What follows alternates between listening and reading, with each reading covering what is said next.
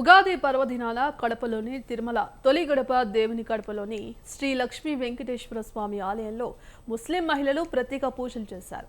ప్రతి సంవత్సరం ఉగాది రోజున ముస్లిం మహిళలు పూజతో పాటు అమ్మవారికి సారి సమర్పించడం ఆనవాయితీగా వస్తోంది. ఉపవాసం ఉండి బియ్యం బేడలతో పాటు పసుపు కుంకుమలను ముస్లిం మహిళలు సమర్పించారు.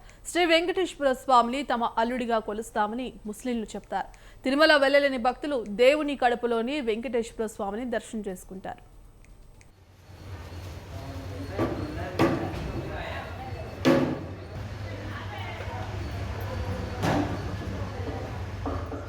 షేక్ బీబీ జాను మా అత్తగారు ఊరు దువ్వూరు. కడపకు వచ్చి 30 ఏళ్ళు అవుతుంది. 30 ఏళ్ళ నుంచి తాగుతున్నాము మేము. మా అత్త ఇస్తాను అది మా అత్త గురించే పోవాలంటే నాకు సంసారంలో తెగతులు వచ్చినాయి. అప్పటి నుంచి నేను ఆయన పూజిస్తాడా వెంకటేశ్వర స్వామికి అప్పటి నుంచి పూజిస్తాడా. అప్పటి నుంచి బాగుంది.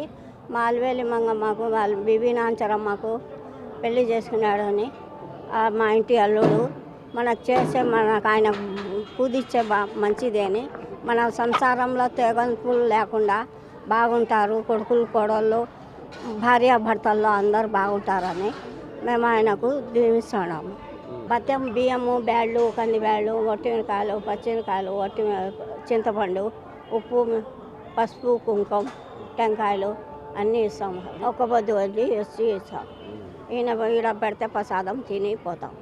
అప్పుడు దాకా మంచి నీళ్ళు కూడా తాగము. బాగుంటుంది అని మా సంవత్సరానికి ఒకసారి పూజ ఇస్తాము. ఇంకా అప్పటి నుంచి కొలుస్తుంటాం. మంచి లక్ష్మీ వెంకటేశ్వర స్వామి దేవస్థానము.